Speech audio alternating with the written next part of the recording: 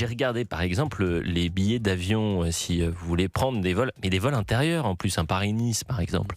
Habituellement, un Paris-Nice avec Air France, c'est, on va dire en moyenne 150 euros. C'est déjà un coût, hein, aller-retour en semaine. En semaine. Là, la semaine prochaine ou la semaine suivante, vous allez me dire c'est les vacances. Enfin, c'est du simple au double. C'est quasiment 350 euros pour partir. Enfin, c'est de la Imaginez folie. une famille qui doit Mais partir. Géraldine Amont, vous avez tellement raison. Mais bien sûr. Donc, mais ça concerne les billets d'avion, ça concerne évidemment l'alimentation, ça concerne le carburant, et c'est pour ça que vous êtes venu nous voir, Benoît Perrin. C'est cette inquiétude que les prix augmentent partout, cette inflation. La guerre en Iran a eu un effet direct sur les prix à la pompe, mais pas que, ce sont tous les transports qui augmentent, hausse des prix visible aussi dans les supermarchés, et vous avez un sondage qui m'a fait bondir cette semaine. Sondage IFOP pour dons solidaires. 50% des Français limitent leurs achats de produits d'hygiène par mais ça, c'est manque pas nouveau, d'argent. ça. Non, mais par manque d'argent. Bien sûr, il y a une précarité hygiénique qui C'est un existe. Français sur deux. 50%. Il y en a qui doivent faire un choix entre se laver et manger, 8 millions de Français qui réfléchissent entre acheter de l'alimentation ou acheter des produits hygiéniques. 8 millions de Français. Donc la tiers-mondisation de la France, on la voit avec ces chiffres-là. Soit on regarde ailleurs, soit on parle d'autre chose, soit on parle de ce cirque à l'Assemblée nationale, soit on parle de effectivement cet échec français. Et on va parler dans un instant de la désindustrialisation, on parlera du travail dans notre émission. Donc l'inflation, par exemple, Benoît Perrin, est-ce qu'aujourd'hui, et notamment est-ce que ça s'est accéléré depuis désormais 48 jours et le début de la guerre au Moyen-Orient ? Alors la réponse est oui, pour une raison très simple, c'est que le grand moteur de l'inflation, d'une manière générale, ce sont les coûts. Et là, les coûts, qu'est-ce qui a considérablement augmenté ? C'est évidemment les coûts de l'énergie, que ce soit le carburant ou que ce soit le gaz. Pour l'instant, l'inflation est plutôt contenue sur les autres domaines, mais la grande inquiétude qu'on peut avoir, c'est que ça fasse tache d'huile. C'est-à-dire que quand vous avez des coûts de l'énergie qui explosent, eh bien naturellement, la chaîne de la production est complètement impactée. Et donc du coup, en fait, vous avez l'alimentation qui augmente, vous avez les transports qui augmentent, vous avez une chaîne de produits qui augmente parce que, par définition, dans la production, dans le coût de production, l'énergie joue un rôle majeur. Et comment on peut essayer de réguler, juguler cette hausse généralisée, si hausse généralisée il y a dans les prochaines semaines ? Alors là, il n'y a pas de formule magique pour gérer l'inflation, malheureusement, parce que très concrètement, l'inflation, en plus, elle est principalement importée, puisqu'en fait, elle est due justement à l'explosion des coûts de l'énergie. Donc c'est très difficile. Il y a aussi une inflation qui est pour le coup pilotée par l'État, qui est évidemment tout ce qui est lié aux taxes. C'est-à-dire que très concrètement, quand vous augmentez les taxes, eh bien, les prix augmentent mécaniquement. Donc l'État peut jouer sur la partie taxes, justement en les baissant. En revanche, tout ce qui est coût de production, par définition, c'est très difficile à piloter parce que ça vient de l'extérieur. Christelle est en direct avec nous. Chère Christelle, bonjour. Elle nous appelle de Toulouse. Est-ce que, Christelle, vous avez vu ces dernières semaines, on parle beaucoup des carburants, et c'est au cœur d'ailleurs de notre émission depuis 5 semaines. Notre fil rouge, c'est la hausse des carburants. Votre quotidien a-t-il changé ? Mais allons un peu plus loin. Est-ce qu'il y a d'autres moments de la journée où vous avez vu des prix augmenter, par exemple des prix alimentaires ? Évidemment, en fait, les prix alimentaires, bonjour d'abord. Les prix, ils ont augmenté vraiment. C'est pas qu'une vue d'esprit, quoi. Le panier, le caddie, il est le caddie. Le caddie moyen qu'on faisait avant. Oui, le caddie qu'on faisait avant, il est diminué avec le même prix. Alors justement, Christelle, est-ce que désormais, lorsque vous allez au supermarché, vous avez finalement dans votre caddie, vous prenez souvent la même chose, le fromage, les pâtes, que sais-je, du beurre, de l'huile d'olive. Mais est-ce que vous allez prendre des produits peut-être considérés de moins bonne qualité parce que finalement ils correspondent à l'argent que vous disposez pour faire vos courses ? Alors, en fait, nous, on a fait un choix différent. En fait, on consomme moins. Mais par contre, on va plus vers des producteurs maintenant. Mais on consomme moins, c'est-à-dire qu'on a moins de viande, on consomme différemment. En fait, on est obligé à un moment donné de s'adapter et de pas prendre les plus bas prix ou J'entends. Vous consommez moins, mais pour consommer mieux, si je comprends bien. Oui, c'est ça. C'est par exemple le poulet. On peut avoir un poulet à, je sais pas, 5 euros, 6 euros. J'en sais rien, en fait. Mm. Et pour le coup, il va perdre beaucoup d'eau. Il y aura moins de viande, etc. Donc, prendre par exemple à un petit producteur comme les œufs, et ben en fait, la qualité est là. Oui, La j'entends. nutrition est meilleure. Mm. Et en fait, on en mange moins.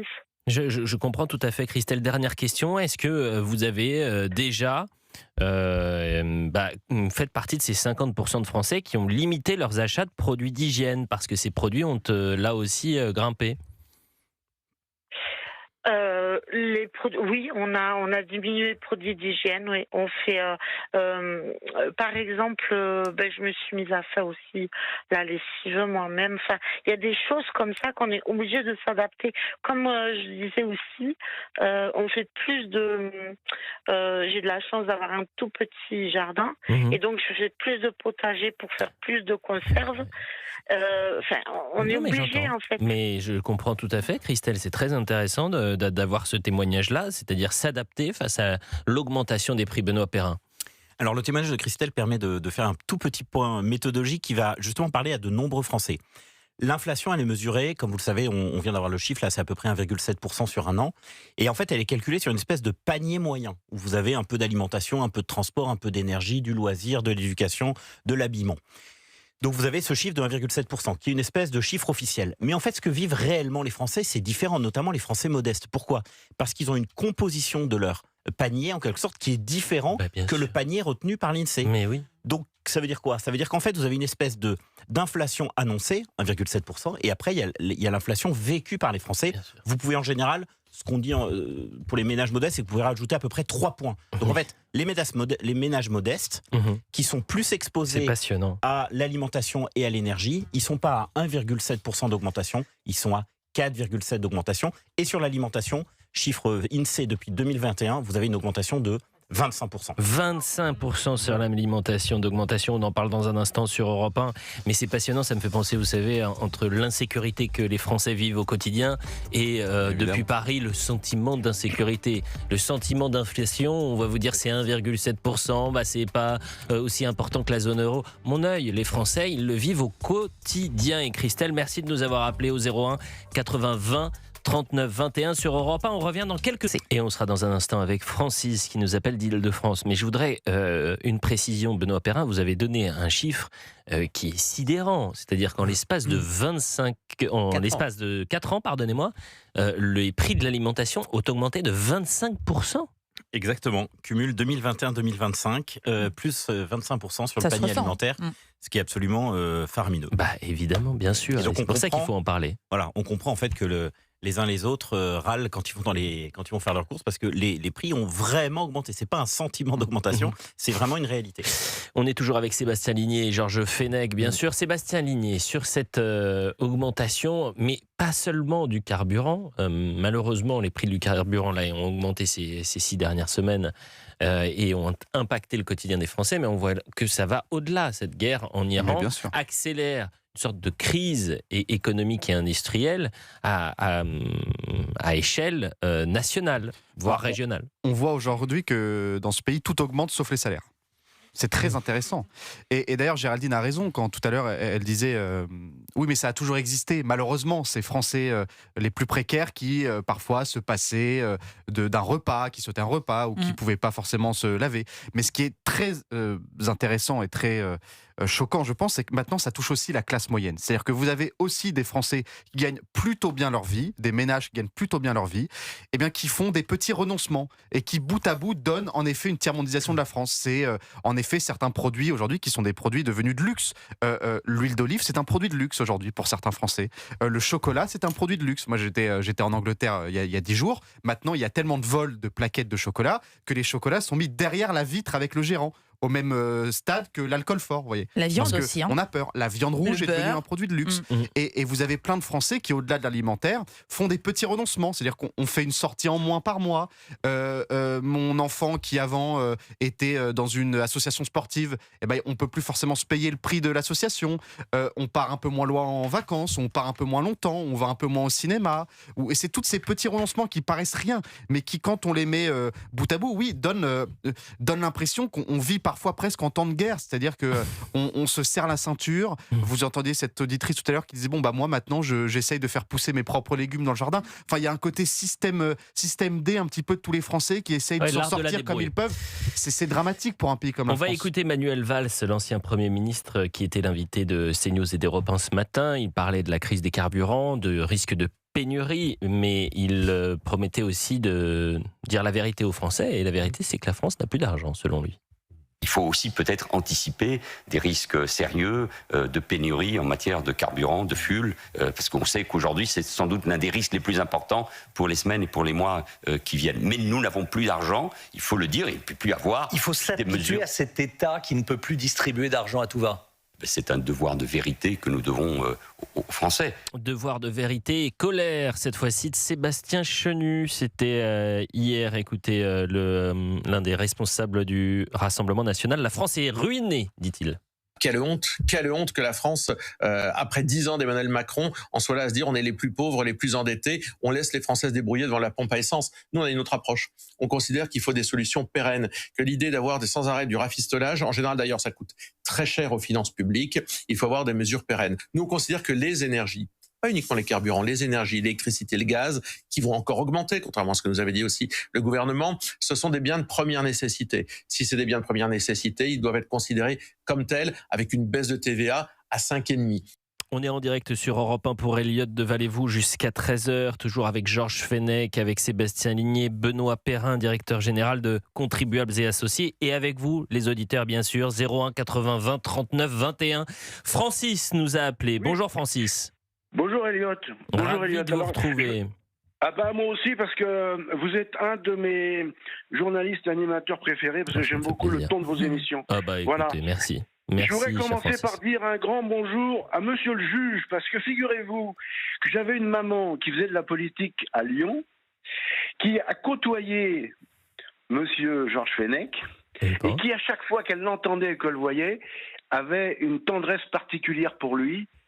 Et voilà. Et maintenant, à chaque fois je l'entends et que je le vois sur ces news, je pense à ma maman qui n'est plus de ce monde malheureusement, mais qui l'aimait beaucoup. Voilà. Bah Georges, Voilà. peut-être avoir un mot pour... Bah oui. D'abord très touché, très ému par ce témoignage d'un Lyonnais, de sa maman qui malheureusement n'est plus de ce monde, et Ouais. qui me rappelle une période effectivement où j'étais très proche de ceux qui me soutenaient, de ceux qui ont participé un peu à mes combats politiques. Donc j'ai quand même laissé un petit souvenir et je suis très très sensible à cet appel. Attendez, vous avez marqué beaucoup de l'histoire de la souvenirs, région. Bah monsieur. évidemment. Francis. Mais beaucoup de souvenirs, monsieur Fenech. Beaucoup, Merci. beaucoup. Et des très bons, croyez-moi. Ah bah écoutez Et on Francis, et on c'est continue, émouvant cette Et séquence. on continue à vous apprécier parce que vos interventions sur Europe 1 sont précieuses, elles sont fondées, elles sont documentées par votre expérience et on a besoin de gens comme vous. Ouais, bah écoutez, voilà pour un bel hommage, Francis, Quel cadeau. rendu Je à reste sans Georges voix. Fenech. Je constate que Sébastien Ligné n'a jamais eu ce type d'hommage. C'est normal, il est tout début de sa carrière, Sébastien Oui, Ligné. mais il a encore une marge de progression, incontestablement. Ouais, écoutez, c'est-à-dire qu'il est au rez-de-chaussée, vous êtes au 77e étage, ça c'est sûr. Donc, Je prends les escaliers. bon, Francis, parlons pouvoir d'achat, parlons de cette augmentation, surtout que vous, là vous vouliez parler de la hausse des carburants et votre quotidien est intimement lié à l'utilisation de la voiture. Oui, bien sûr, bien entendu, je suis sur le pavé d'Île-de-France toute la journée. Alors deux choses, d'abord, bien évidemment, il y a cette augmentation qui nous tombe dessus, dont on n'avait absolument pas besoin, mais qui quand même réagit à des mécanismes, enfin qui est régi, si j'ai bien compris, par des mécanismes financiers que on ne maîtrise plus. Ça, c'est important. Il y a l'augmentation du coût de la vie, bien entendu, mais l'augmentation aussi des charges de nos employeurs. C'est-à-dire qu'aujourd'hui, nous subissons comme clampin, entre guillemets, lambda, les augmentations, le coût de la vie, l'inflation, mais nos employeurs, les entreprises, le subissent de plein fouet aujourd'hui. Alors ça, là, on va sur un terrain qui est là aussi un terrain existentiel pour les entreprises. C'est que aujourd'hui, pour un employeur, un employé coûte le double. Je grossis le trait. Absolument. Si demain, je lance une société et que j'ai besoin d'un directeur financier de qualité, donc je demande à Benoît Perrin de venir. Benoît Perrin, je vais le payer à la mesure de son talent. Je vais le payer 1200 €, mais en fait, il coûte à la société 2400 €. C'est du simple au double. Alors, c'est un peu moins vrai pour les petits salaires que vous allez m'attribuer. Parce qu'il y a des exonérations de charges patronales, mais d'une manière générale, pour un salaire... Allez, disons 3000 €. Voilà. Si demain, je souhaite vous payer 3000 € net après impôt. Eh ben, ça vous coûtera à peu près 5600 €. Vous vous rendez compte, donc pour une société, effectivement, c'est là où on voit toute la difficulté aujourd'hui pour les entreprises de se retrouver avec des impôts, des charges patronales XXL, mais c'est le poids de l'administration, encore une fois. Des coûts qui explosent. Pouvoir d'achat, c'est la priorité des Français. On est à moins d'un an de la présidentielle. Ça sera évidemment au cœur de la campagne. 11h57, on vous embrasse, Francis, et merci pour votre message adressé entre autres à Georges Fenech. On revient dans un instant.